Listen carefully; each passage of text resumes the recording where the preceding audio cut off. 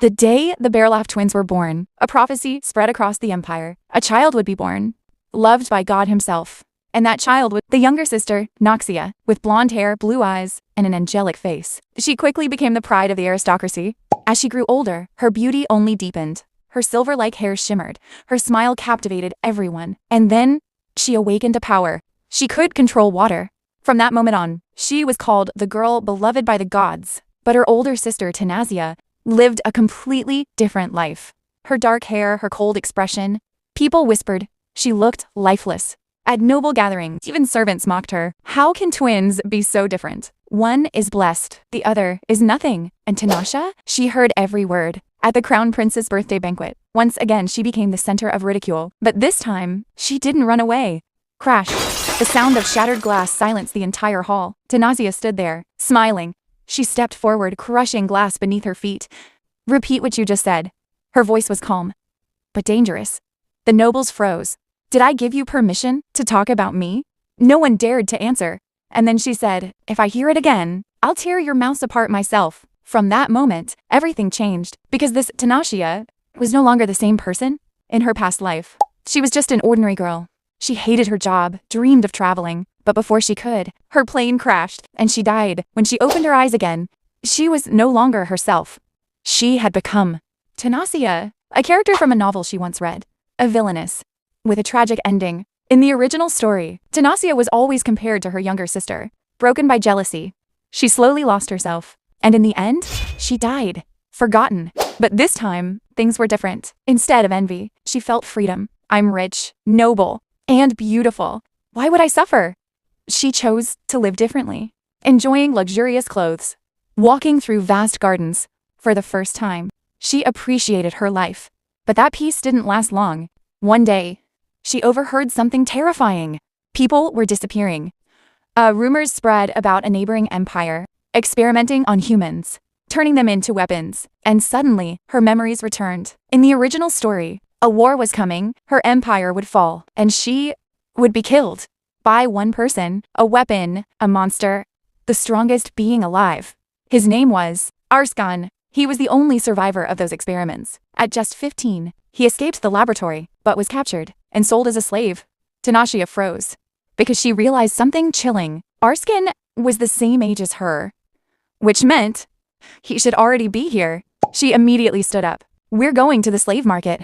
She had to find him first, before he became a monster, before he killed her. But before she could leave, someone knocked on her door. A servant entered, dressed in torn, worn-out clothes. He spoke quietly. The bath is ready, my lady. Tanashia looked at him carefully. Black hair, golden eyes, strange markings on his neck. Her heart skipped a beat. This can't be. She pointed at him. What's your name? The boy paused, then answered, Arsan. Tanasia's mind went blank. Wait, this isn't in the original story. He was supposed to escape the lab, not end up as a slave in her house. Just how? Before she could process anything, Arsan spoke again. Is there anything else you need, my lady? His tone was calm, but distant, like he was already used to pain. Tanasha quickly shook her head. No, you can go. He bowed slightly and left. Just like that. The room fell silent until one of the maids suddenly spoke. You just let him go? Tanashia frowned. What do you mean? The maids looked at each other nervously, and then, slowly, they revealed the truth. And honestly, it was messed up, like villain origin story level bad. Apparently, the original Tanashia hated Arsan for no reason. She made him carry bathwater by hand every single day, even though magic could do it instantly. And when she was in a bad mood, she whipped him. Yeah, beat him like he was nothing. Tanashia froze. What? Her chest tightened. Her head dropped into her hands. Great, just great. So not only am I the villainess, I'm also the reason he'll kill me later. Death flag detected. Now everything made sense. Why Arsan looked so cold? Why his eyes felt empty? Why he didn't even react anymore? He wasn't emotionless. He was just broken. That night, Nausea had a dream. But it wasn't just a dream. It felt like a memory. She saw herself wearing black, walking through a slave market, and stopping in front of a cage. Inside was Arsan, covered in scars, his body filled with magical experiments, turned into a weapon. Not human anymore. And her? She bought him, used him, tortured him, controlled him like a puppet, just to steal power, just to become stronger than her sister. Yeah, she was a full villain. No excuses, no redemption, just pure cruelty. Nausea couldn't watch anymore. Stop, please, just stop. But the memory didn't listen. The sound of the whip, the silence of Arsan, those burning golden eyes filled with hatred. It all kept repeating. She woke up, gasping, sweat dripping, heart racing. That wasn't a dream. That was her past. And the worst part? If things continued like this, the future wouldn't change. Arsan would grow stronger, return, and kill her, just like in the original story. Nausea sat there in silence. Then, slowly, her expression changed. I'm not dying like that. Next morning, she went straight to his room. No hesitation, no fear. Arsan was inside, wiping his face with a towel. When he saw her, his body stiffened. His eyes turned sharp. What do you need? No respect, no warmth, just guarded hostility. Nausea froze for a second. Damn, he really hates me. But she couldn't blame him. Not after everything. She took a deep breath. From today, things are changing. Arsan frowned. You're moving to a proper room. Silence. And one more thing. You're no longer just a servant. She looked him straight in the eyes. From today, you're my personal attendant. Arsan's eyes widened. The maids froze. Everyone was shocked. Because this was completely out of character. He stared at her. Suspicious. Confused. Almost like he was waiting for the real punishment to begin. But Nausea just smiled slightly. You don't have to worry anymore. He didn't believe her, obviously, but he had no choice. Understood. A few minutes later, he packed his things, or rather, his one bag. Old. Torn. Barely anything inside. Nausea looked at it, and her expression changed instantly. Wait, that's it? Yes. You wear the same clothes in winter too? Yes. She turned away. Wow. Original Nausea was actually insane. She immediately called a seamstress. No way my attendant is walking around like this. Arsan panicked. I'm fine. No, you're not. And just like that, everything changed. The maids fixed his hair, cut it neatly, and for the first time, his face was clearly visible. Sharp features, calm expression, dangerous aura. Low-key? He looked insane. In a good way. Even the maids gasped. The seamstress smiled proudly. My lady, do you like it? Nausea smirked slightly. Looks like my investment paid off, and just like that, she ordered more clothes for him, no hesitation. Then she pointed at the table. Come, sit. Arsan hesitated, but obeyed. Food was placed in front of him. Proper, noble dishes. The kind he probably hadn't seen in years. Eat. He picked up the fork. Awkwardly. Wrong grip. Like he didn't remember how to use it. He tried cutting the steak, but failed. Nausea blinked. Seriously? She sighed and called a maid. Cut it for him. It was that bad. After he finished eating, she leaned back slightly. Practice using utensils? And let's go for a walk. He nodded. Course he did. That was the only word he'd seemed to know. Yes. Nausea looked at him quietly. And for the first time, she realized something painful. He wasn't just quiet. He felt empty.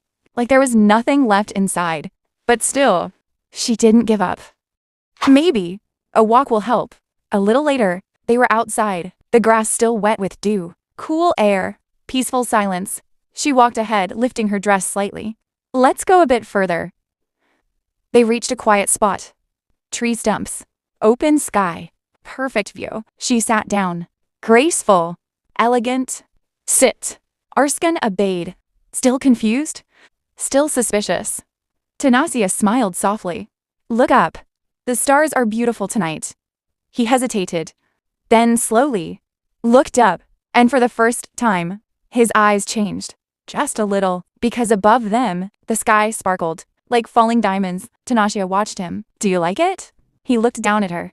Silent. Then asked, did you change your approach? Her expression froze. What? And then he said something that hit hard.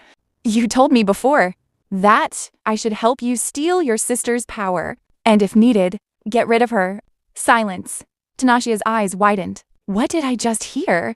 Yeah. Original Tanashia was wild, like villain-level insane.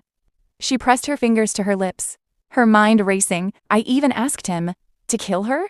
The memories came back. The whip. The cruelty. The torture. And she couldn't take it anymore. I'm sorry. Arsan froze. Tanassia lowered her head. I treated you horribly. I know but from now on, that won't happen again. She looked up at him. Straight. Honest. I promise. He stayed silent for a long time. Then finally, can I believe that? His voice was hoarse, broken. And then he said something even worse. I'd feel more comfortable if you just beat me like before. The next day, during her studies, something unexpected happened. Her tutor called her name. Tanashia, come solve this. She looked at the board. Numbers. Symbols. Magic formulas. At first, she panicked. I didn't listen at all. But then, something clicked. Wait. This is easy. She solved it instantly. Answer. 13. The tutor froze.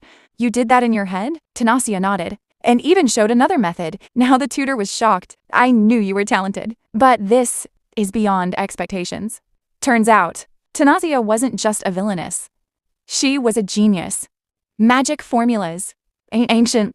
Everything made sense to her. And in that moment, she realized something huge. I don't need to steal power. I already have my own. Later, while walking in the garden, she felt something new. Hope.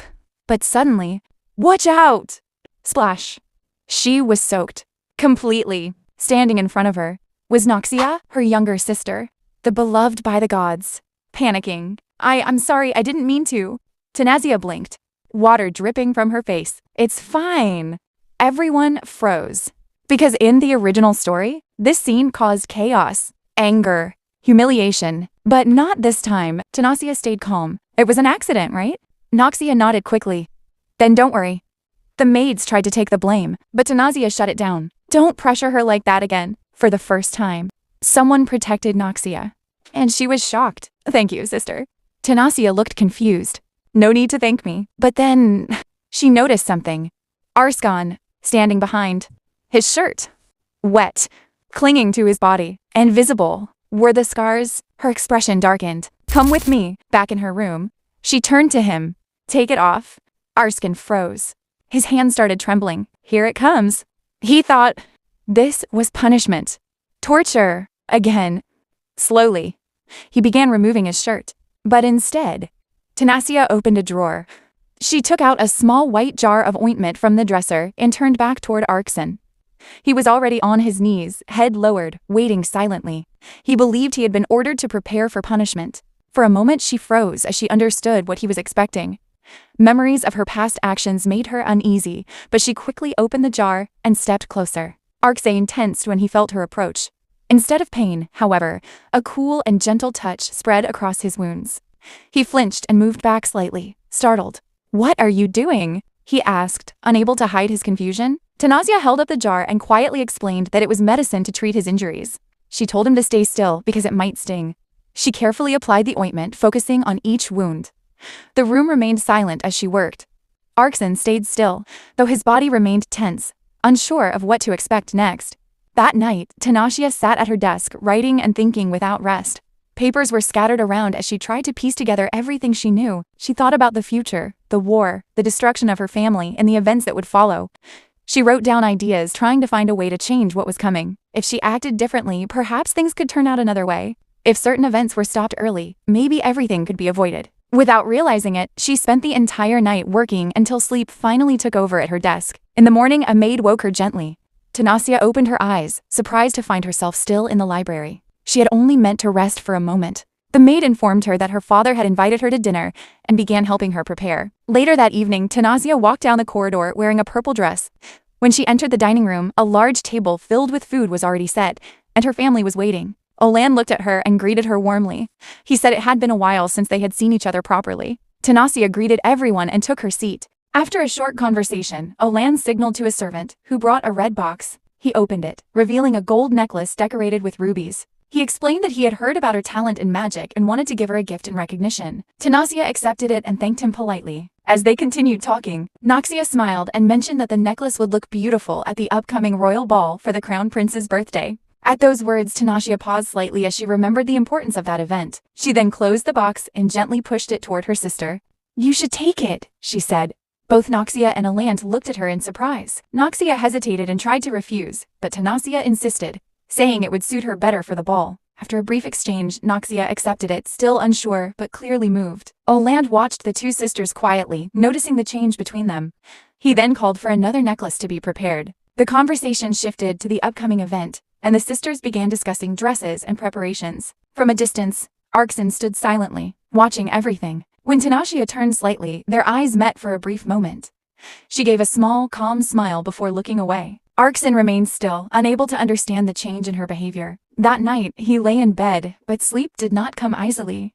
When it finally did, it brought with it familiar nightmares. He found himself running through a dark forest, his breath heavy and uneven. His body was covered in scratches as branches tore against his skin. Voices echoed behind him as figures chased him through the darkness. He stumbled and fell, struggling to get back up as the figures surrounded him. Their faces were hidden, their voices cold. A strange gas filled the air, and their words followed him, promising that he would never escape. Arsan woke abruptly, breathing heavily. He sat up and walked to a cabinet, opening it to reveal a worn bag with a bright patch sewn onto it. Holding it in his hands, he stood in silence, lost in thought. Arsan stood in front of the mirror, adjusting the black tie on his shirt. His reflection stared back at him, calm but distant. He thought about escape once again. All he needed now was the right moment. The next morning, he walked through the servants' quarters. As he passed by, a few workers called out to him, complaining that he had stopped greeting them ever since he got his new position. Arsan gave a slight nod but said nothing more. As he turned to leave, anger rose behind him. Insults followed. Suddenly, something heavy struck his neck. A metal key fell to the floor with a sharp sound. He touched the wound and felt warm blood on his fingers. The workers threatened him, warning that if he reported them, things would get worse. They mocked him, saying his clothes did not make him a noble. Arsan listened in silence.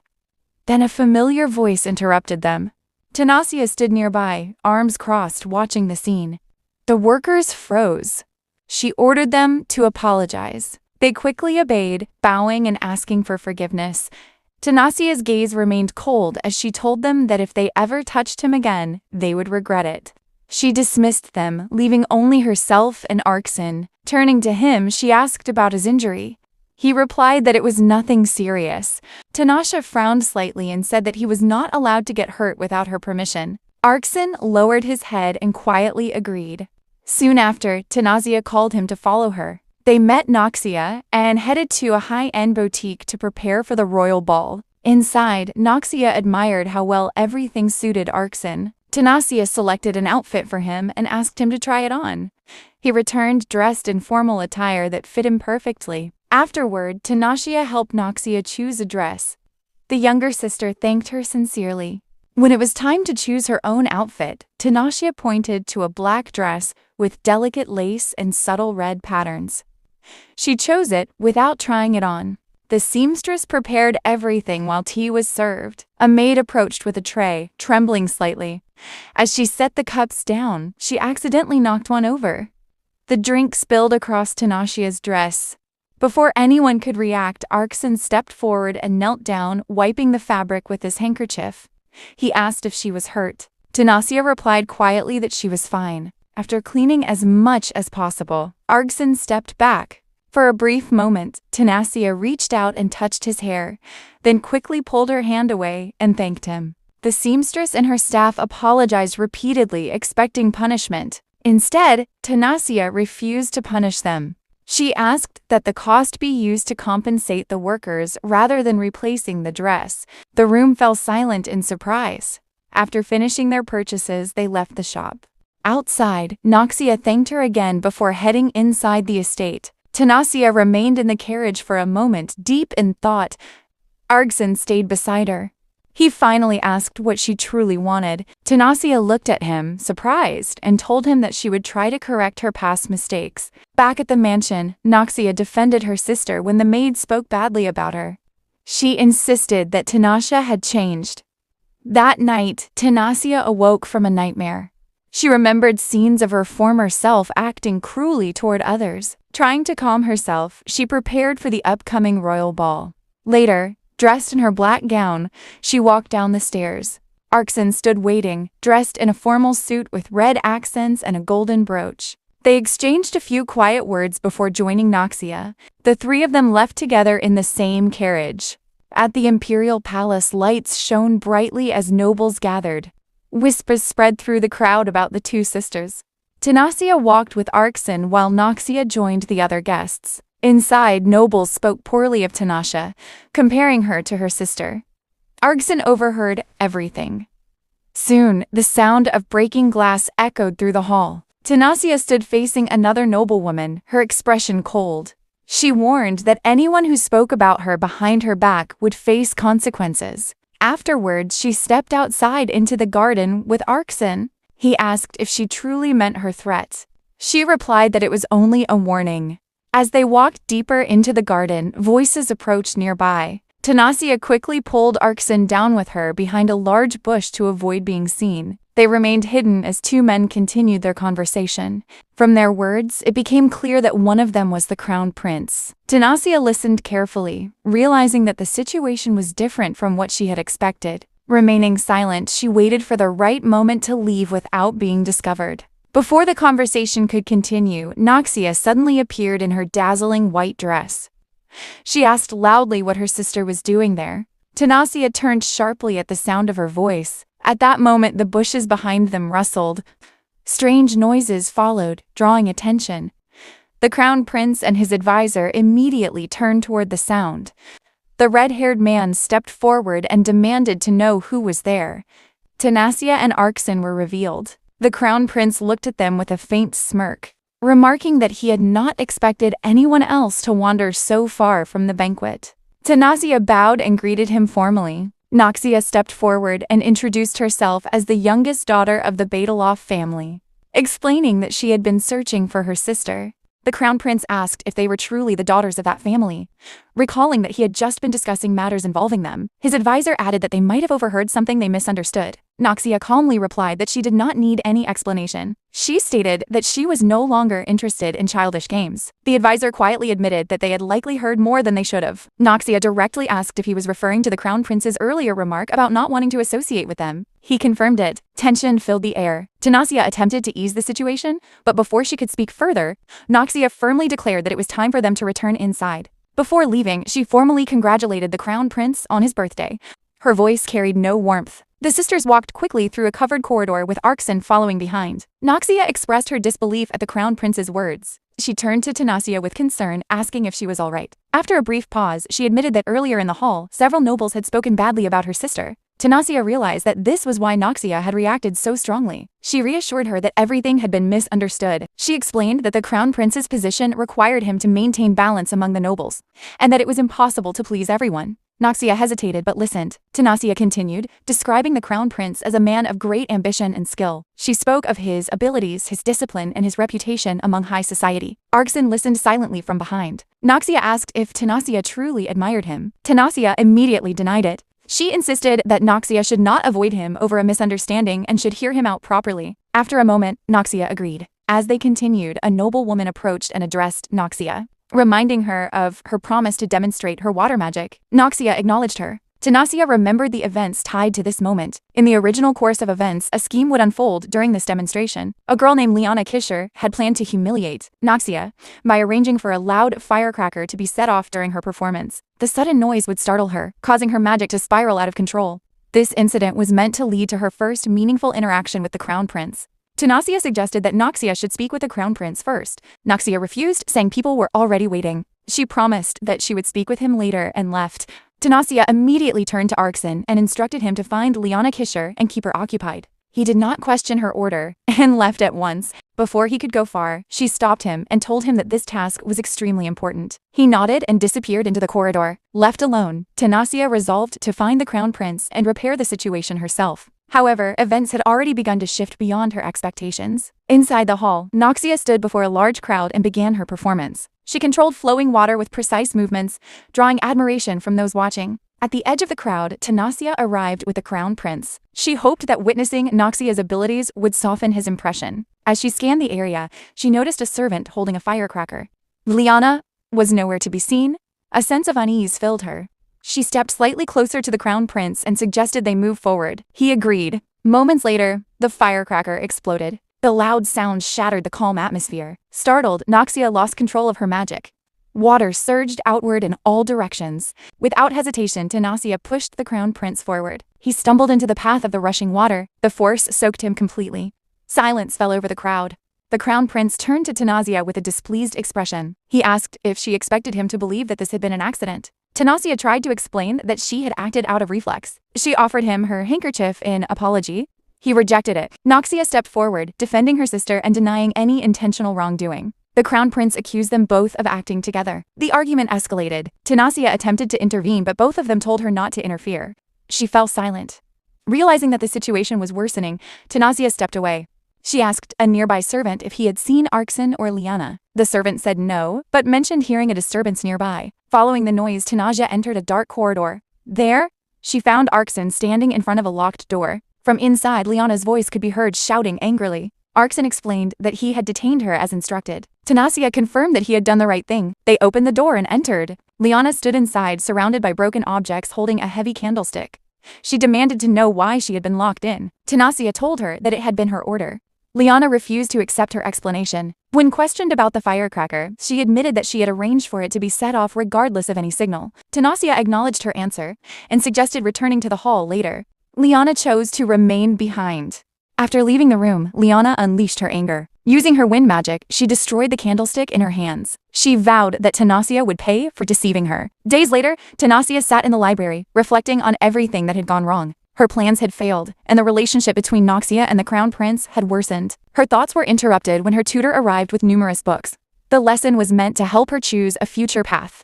Among the materials, Noxia found a book on magical engineering. Despite the tutor's hesitation, she chose it as her field of study. She believed it would be important for what lay ahead. Elsewhere, Arsan recalled fragments of his past. He remembered captivity, failed escapes, and the experiments conducted on him. He remembered the people searching for him even now. Back at the estate, while working in the garden, Arsan was suddenly approached by a small child. The boy hid behind a maid, watching him with curiosity. Arsan froze, memories of his past surfacing once again. Voices from long ago echoed in his mind, children calling out to him, a name he had long tried to forget. Arsan stood in the garden holding a small child in his arms as the boy reached for a ripe apple hanging from a tree. The child laughed happily as he managed to grab it. For a brief moment, everything felt calm. The warmth of the child's laughter stirred something deep inside Arsan. Memories he had long buried began to surface. He remembered the laboratory. Children gathered together, speaking freely for the first time in a long while.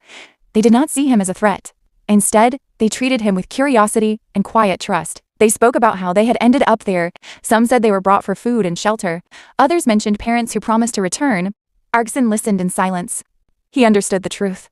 Most of them had been abandoned or sold. The children did not yet realize it. They asked him if he had a name. When he said no, they immediately began suggesting one for him, laughing as if it were a game. For a moment, they felt like a family. That fragile peace did not last. A red-haired girl suddenly began coughing violently, blood staining her lips. Her small body trembled from the effects of the experiments. Arsan knelt beside her, holding her close and promising that everything would be fine. He knew it was not true. Soon after, the doctors arrived. They came to take one of the children away. The girl cried and resisted, clinging desperately to Arsan. He stepped forward and offered himself in her place. Without hesitation, he agreed to undergo the experiments if they would leave the children alone.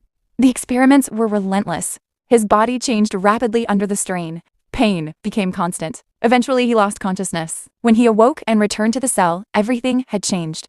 The children were gone. Only silence remained. He demanded answers. The doctor casually told him that the others had also been used for experiments. Arsan rushed to the only remaining child, a small, fragile baby. The child whispered weakly, saying that the others had been taken away. His body was cold. Too cold. Arsan held him tightly as the child's life faded away in his arms. The last voice calling him brother disappeared into silence. After that, nothing held him back anymore.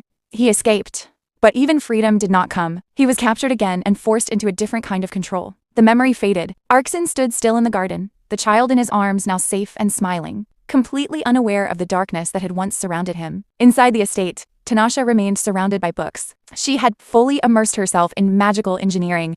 She studied weapons, magic stones, and the balance of power between nations. She understood that ordinary weapons were useless against powerful mages. Only magical engineering could change that. She learned that magic stones determined the strength of a weapon, but they were rare and expensive. That was why other nations had turned to using humans as weapons instead. Her thoughts turned to Arsan. His power had been created through those very experiments. If he ever returned to his homeland, there would be no one capable of stopping him. Determined to prepare for the future, she continued her research. Later, her teacher arrived with a special item, a bracelet embedded with a magic stone. It was a complex creation filled with unknown power. She was told to discover its abilities on her own. Not long after, a guest arrived. A renowned master of magical engineering entered the estate. He was the very author of the books Tanasha had been studying. At first, he showed little interest in teaching her. He believed that noble women treated such studies as a pastime. Tanasha challenged him. She questioned his explanations and spoke seriously about her desire to learn. Her determination caught his attention. When he discovered her detailed sketches of a powerful weapon, his attitude changed. He saw potential in her. He agreed to take her as his student, but he gave her a difficult task. She had to unlock and understand the power of the bracelet without any guidance. Time passed. Meanwhile, Liana arrived at the estate. While waiting, she encountered Arsan. With a cruel smile, she began to torment him, recalling past events and seeking to hurt him again. In Tanasia's chamber, Arsan was beaten. Blood stained his clothes as Liana struck him repeatedly. The door opened. Tanasia entered. She froze for a moment at the sight before her. Then she stepped forward without hesitation. She struck Liana across the face. The room fell silent. Liana stared in shock. Tanasia picked up the weapon and raised it, her anger clear. But she stopped herself before delivering another blow. She warned Liana never to touch her people again. Her voice was cold and unwavering.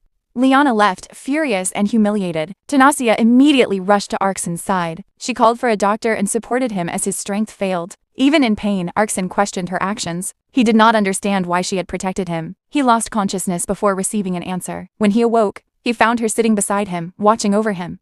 She checked his condition carefully and made sure his fever had subsided. Their conversation was quiet. Arsan struggled to understand her change. Tanasha simply stated that she would not allow anyone to harm those under her care. Her words left a deep impression on him. For the first time, he felt a sense of safety. After recovering, Tanasia returned to her studies. She began analyzing the bracelet more carefully. She suspected it might already belong to someone, making it dangerous to activate. She decided to dismantle and study it before attempting anything further. Days passed as she worked without rest. Her condition worsened from exhaustion. She skipped meals and isolated herself in her room. Concerned, Arsan approached her door. He insisted that she eat properly. When she refused, he threatened to inform her father. That forced her to open the door. She appeared pale and exhausted. Dark circles marked her face. She finally agreed to eat. The two sat together in silence. The atmosphere was calm but distant. Tanasia mentioned that she might continue skipping meals due to her work. She asked that food be prepared for Arsan regardless. He quietly agreed. But something in his expression had changed. Though he remained by her side, his thoughts were elsewhere. A silent understanding grew between them. At the same time, an unspoken distance began to form. That same night, driven by determination, Tanasia left her room and made her way into the forest. The cool air brushing against her skin as she stepped deeper into the darkness. The bracelet resting in her hand now confirmed to be unbound, free of any owner, which meant she could finally activate it without interference. And knowing how dangerous uncontrolled magic could be, she deliberately chose a place far from the estate, believing isolation would keep everyone safe. But just as she steadied herself, a sharp voice cut through the stillness. "Who's there?" And from the shadows emerged a tall figure, his presence immediately imposing, dressed in a black tailcoat and a green cloak that marked his position. His gaze sharp and calculating, it was Jen, her father's night bodyguard, a man known not just for his skill, but for his absolute loyalty and lack of hesitation when it came to eliminating threats. Before she could form an explanation, the bushes nearby rustled again, and another figure stepped into view, quieter but no less striking. And the moment she saw him, her thoughts froze. Standing a short distance away, a bag slung over his shoulder, his posture tense yet resolute, and in that instant, everything became clear without a single word being spoken. He was leaving, not planning to, not thinking about it. He had already decided, and the reality of it hit her harder than she expected. Not as anger, but as something heavier, something that twisted in her chest, because despite everything she had done, despite the care she had shown him, he still chose to walk away. And for a split second, doubt crept in. Had any of it even reached him? The tension escalated rapidly as Jen's hand moved to the hilt of his sword, his stance shifting into one of readiness, his voice colder now, sharper. Identify yourself, or else strike, and the air itself seemed to tighten, every second stretching dangerously thin, and Noxia immediately understood. The outcome, if things continued like this, Arsan would be treated as an intruder, and there would be no second chances. So without allowing herself to hesitate, she acted, pulling out a needle and pressing it into her skin. The sharp sting barely registering as a drop of blood formed and fell onto the bracelet. And the reaction was instant. An intense surge of light burst outward, filling the space with blinding brilliance, forcing both men to shield their eyes. The sudden disruption creating just enough confusion. And in that narrow window she moved forward, grabbing Arsan's wrist firmly, her grip tighter than usual, almost desperate, her voice lowered but urgent. Arsan, run! There was no time to question it, no time to think, and together they moved, quickly navigating back through the estate, their footsteps echoing faintly against the stone floors as they slipped through empty corridors, her hand never leaving his, not loosening, not hesitating, as if letting go would undo everything she had just risked, until they finally reached her room, the door shutting behind them with a soft but final sound. And for a moment, neither of them spoke, the silence heavier now, filled with everything that had just happened, until she turned to face him, her expression composed but her eyes searching, and asked, "Were you really going to leave?" Arsan didn't look away, didn't try to soften the truth. Yes, the answer simple, direct, and he braced himself for what should have followed: disappointment, consequences. But instead, she stepped closer, took the bag from his hands, opened it, and examined its contents with a slight frown. "You were going to escape with this?" There was no mockery in her tone, just quiet disbelief, and before he could respond, she moved to her jewelry box, opening it without hesitation and beginning to fill his bag with valuable items, rings, necklaces, anything that could be traded or sold, her movements calm and deliberate, as if she had already made her decision long before this moment. He stood there, unable to process what he was seeing, his thoughts struggling to catch up as she handed the now heavier bag back to him, saying simply, "If you're going to run, at least survive." And that was the moment his confusion broke through. "Why? Are you helping me?" The question raw, almost disbelieving, and for the first time she paused, her confidence faltering just slightly as she looked away, taking a breath before answering honestly at first. "I tried to gain your trust," her voice quieter now, more vulnerable, but somewhere along the way, you started feeling like a normal person to me. And the weight of those words settled between them, unspoken but undeniable. Before she added, "So I decided I'll just help you, not as someone above him, not as someone who controlled him, but simply as someone who didn't want to see him suffer anymore." Something shifted inside Arsan in that moment. And just as the moment stretched too far, a knock echoed from the door, stepping forward and grabbing his hand again, pulling him slightly closer as she whispered, "Not today. I'll help you escape properly," her voice steady but rushed, before turning toward her closet, retrieving a cloak and draping it over his shoulders, her movements slower this time, more careful, her fingers brushing lightly against his neck as she adjusted the fabric. And that brief contact sent a sudden rush through him, his breath catching as warmth spread across his face, his body reacting before his mind could make sense of it. "Be careful! Don't get caught," she said softly, her voice almost gentle now. And when he asked, hesitant and unsure, "You'll really help me?" She nodded, her expression tired but unwavering. I will, and after a brief pause, she added in a quieter tone, even if it hurts. The honesty in those words lingering longer than anything else she had said. She guided him toward the door and told him to go, and this time, he obeyed, stepping out into the dimly lit corridor, moving forward with steady steps.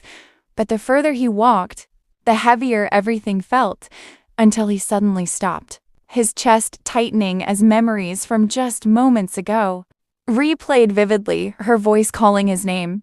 The warmth of her hand, the way she looked at him, not as something dangerous, but as someone worth protecting, and no matter how much he tried to push it aside, it only grew stronger, his breathing becoming uneven as he pressed his hand against his face, trying to regain control.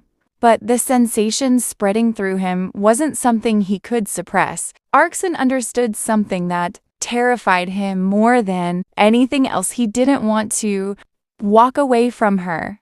Too quiet. Kind of silence doesn't come from nothing. It comes from things being hidden, and Noxia knew exactly what was being buried, because while everyone else moved on as if the night had never happened, she couldn't. The bracelet had worked, and that meant one thing. She had crossed a line she couldn't uncross. A knock broke through her thoughts. She was met by someone familiar. "Jen, I will escort you." That was all he said. And as Noxia followed him through the quiet halls, one thought lingered. Was she walking into a conversation or an interrogation? Her father's office felt different that morning, bright but suffocating. Stacks of documents covered the desk, but his attention wasn't on the papers anymore. It was on her. "Sit." She obeyed, carefully, watching him just as much as he was watching her. He looked tired, but not physically. This was the kind of exhaustion that came from thinking too much, from connecting dots. And then, Jen reported a suspicious figure last night. Her heartbeat faltered.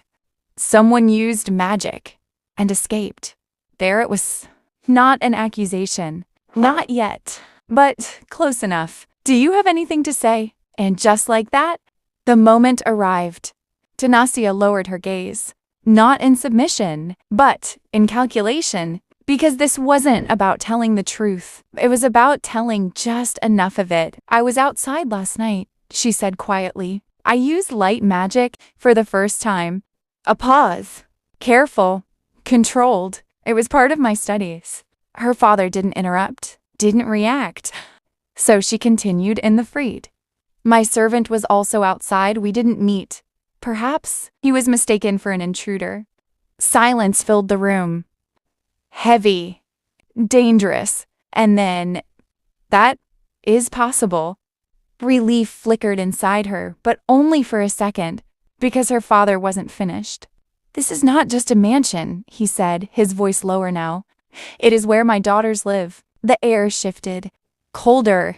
"If something like this happens again, your servant will be investigated." A pause. Thoroughly. And there it was. Not a threat. A promise. Noxia's fingers tightened slightly, but her face didn't change. Understood. She had won. But then, she did something unexpected. "Father, I have a request." That caught his attention. "I want a laboratory." A pause. "A laboratory? For magical engineering." "I want to take it seriously," she added. And for the first time that morning, he smiled. "If that's the case, I'll have one built." Noxia blinked. "Really? One building is nothing," he replied calmly. "If you're willing to learn." And just like that, the atmosphere changed. But behind her back, the truth was still being discussed. "The lady told the truth," Jen said quietly. "But not all of it." Her father leaned back slightly. "I know." Jen's gaze sharpened. "And yet, you let it go? For now." A pause. Then, "She's changing," her father continued, "and I want to see what she becomes." And after a moment, with the faintest hint of amusement, "She reminds me of myself." Jen didn't respond, but he didn't deny it either. Later that day, the tension returned, but in a different form. As in, He looked worse. Dark circles under his eyes. Movements slower. Silent in a way that didn't feel normal. You didn't sleep? She asked. I'm fine. But he wasn't. And she could tell. Trying to ease the atmosphere, she changed the topic. Pulled out a map. If you escape, you'll need somewhere to go. And just like that, everything shifted. Because this wasn't a hypothetical anymore. This was real. She pointed to a location. The southern countryside. Warm, quiet, easy to disappear. Arsan leaned in. Closer. Closer than he realized. Closer than she noticed. Until... My lady, you're too close. And just like that, the tension snapped. She stepped back, surprised. Oh, sorry. But his reaction didn't stop there. His face flushed. Completely. And now... She noticed something else. You might have a fever. She reached out. But before she could touch him, he grabbed her wrist. Silence. Sharp. Unexpected. What are you doing? She asked. And Arsan, who had faced danger without hesitation, suddenly looked completely lost. Do you do this to everyone? No, she said, confused. Only you. And somehow, that made it worse. He let go. Stood up too quickly. I'll check the location. And then he ran. Actually ran. Left alone. Tanaja stared at the door, frowning slightly. He definitely has a fever. But that wasn't it. Aida? Not really. Because in another room, Arsan leaned against the wall, covering his face. His heart racing. His thoughts spiraling. Her voice. Her touch, the way she looked at him, not as a servant, not as something beneath her, but as someone who mattered. What is this? For the first time in years, he hadn't been haunted by nightmares. Instead, he dreamed of her, and while emotions were spiraling on one side, on the other. Robin and Tyler arrived later that day. Specialists. Experts. Called to design her laboratory, but what they expected was not what they got. I want something secure, Tanasha said calmly. Not just a lab? She pointed to the design. Add an underground bunker. They froze. And secret passages, she continued. As many as possible. A pause. Tyler hesitated. That sounds like a fortress. And without missing a beat. Yes. No hesitation. No doubt. Because this wasn't about studying anymore. This was preparation. This will require imperial approval, Robin added carefully. I know. She smiled slightly. But I want it built. Because Tanasia had already realized something no one else had yet. Last night wasn't an accident. After securing her plans, Tanasia didn't feel fear anymore. She felt control. The meeting with the specialists ended exactly how she wanted. They were hesitant at first. A bunker, secret tunnels, reinforced walls. It sounded less like a laboratory and more like a fortress built for survival. But Tanasia didn't waver. I don't care about the exterior, she said calmly. Make it simple. Her smile was soft. But her words weren't. Just make sure. Everything inside is exactly as I asked. And just like that, they understood. This wasn't a request. It was a plan. As she walked through the open halls afterward, a quiet melody slipped from her lips. For the first time in a long while, she felt like things were going her way. Because slowly, piece by piece, her chances of dying were decreasing. But that calm didn't last. Because just as she stepped into the garden, a strange sound echoed nearby. She turns, slowly, and there, in the garden, her younger sister Noxia is training alone. Streams of water floating in the air, delicately moving like they're alive. Beautiful, yet fragile.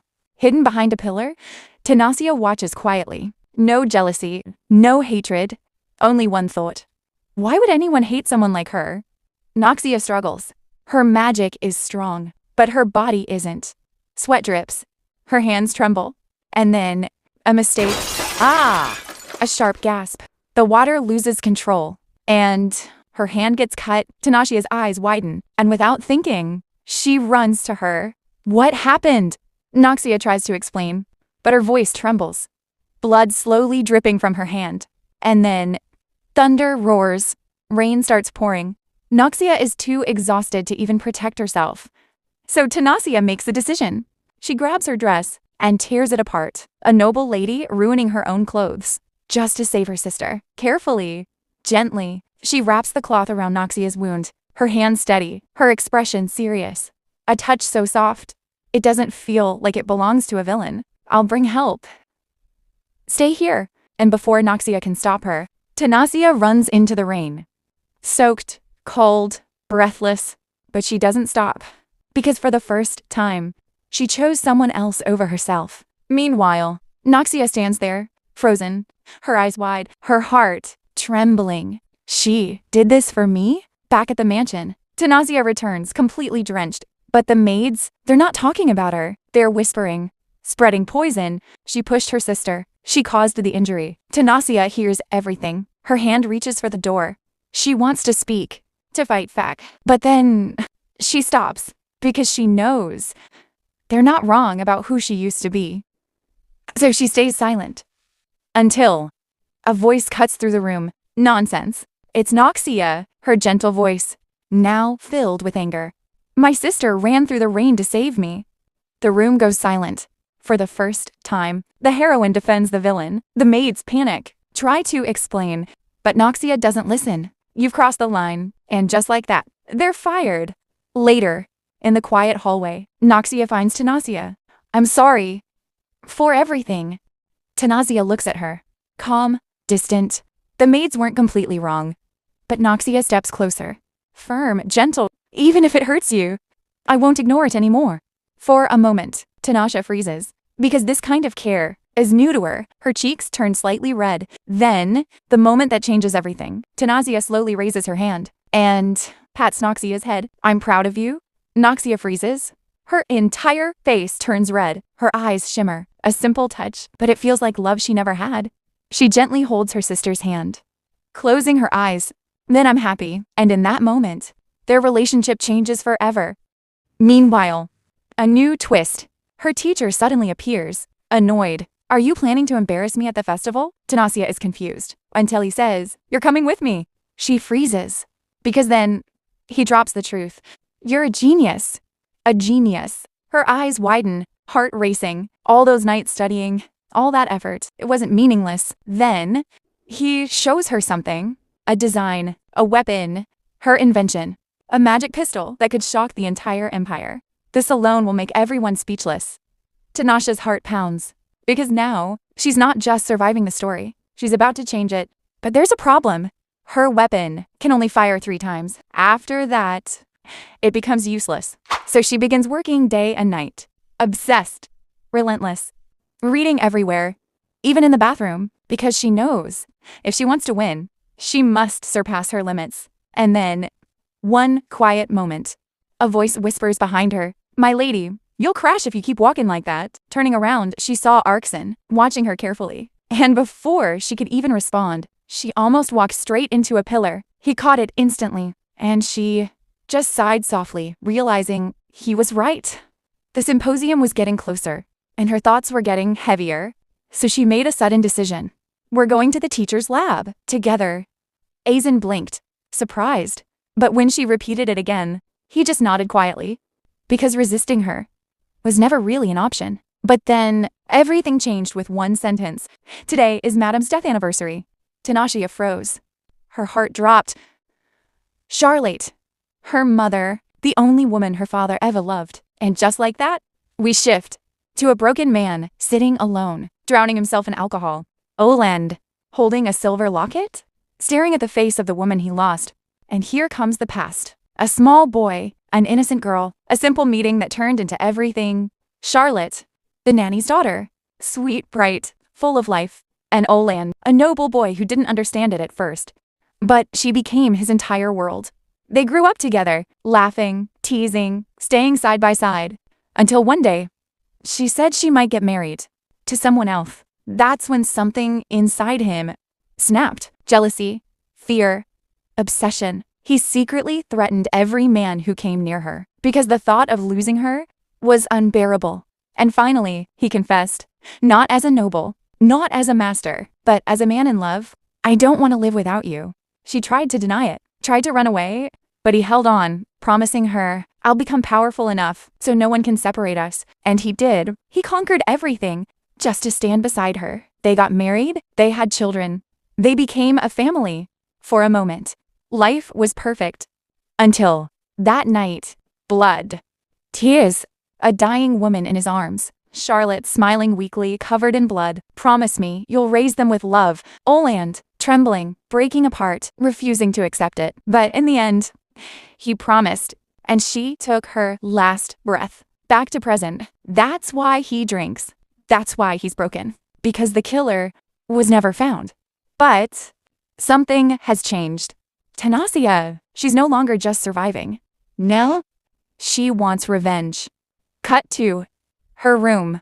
Blueprints everywhere. A weapon in her hands. A magical gun. Small, but deadly. Fire attribute. Rotation mechanism. Explosion output. She's close.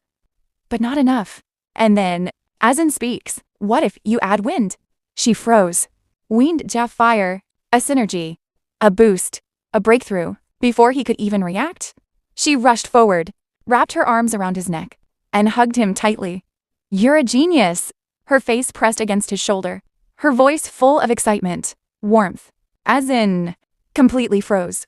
His ears turned red, his heart racing uncontrollably. He didn't even dare to touch her back. For a moment, everything felt soft, warm, real.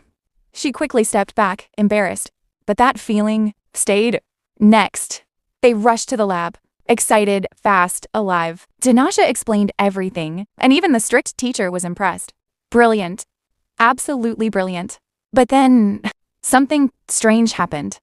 The teacher tried to touch her head, and suddenly, Arsan stepped in between them, blocking him, silently. That wasn't normal. On the way back, the truth finally slipped out.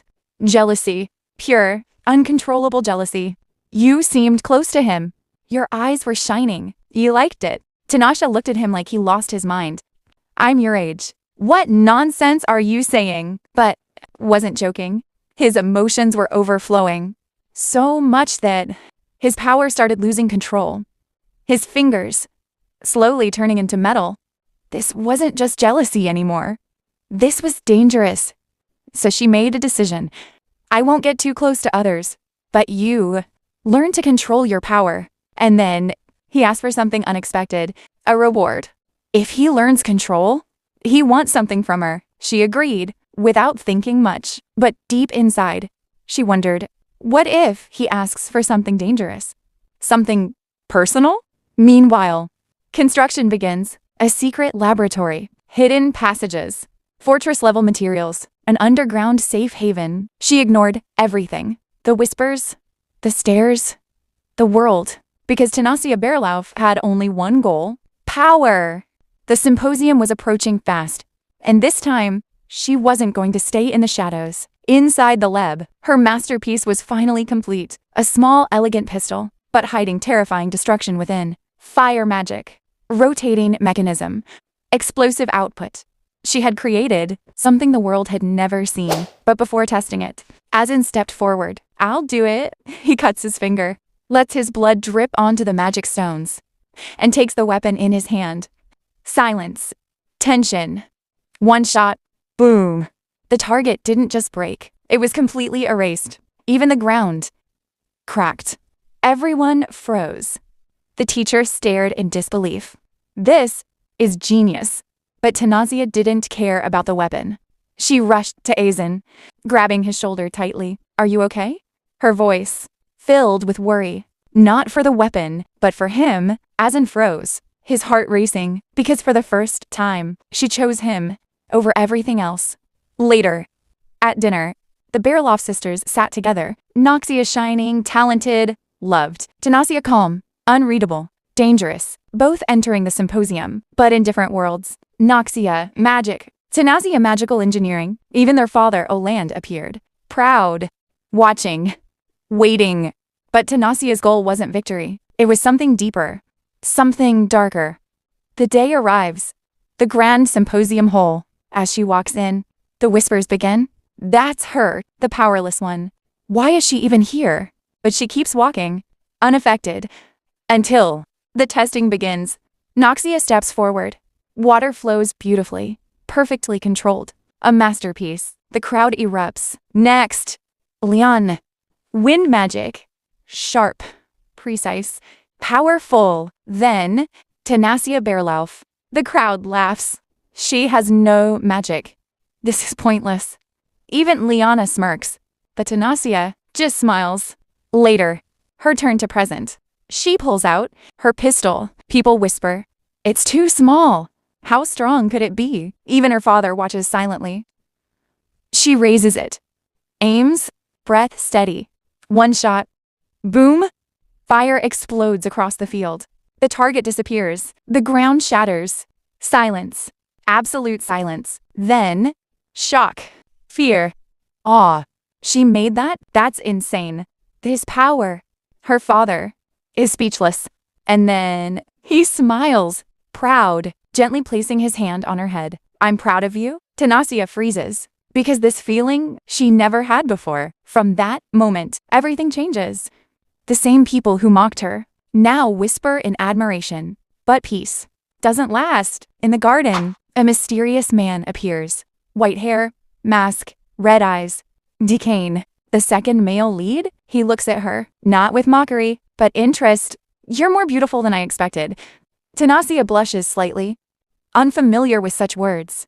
And for him, that moment was enough. He was already interested. But suddenly, Arsan appears, steps in between them. Cold, silent, dangerous. His eyes burn, not with anger, but possession, because someone else was looking at his lady.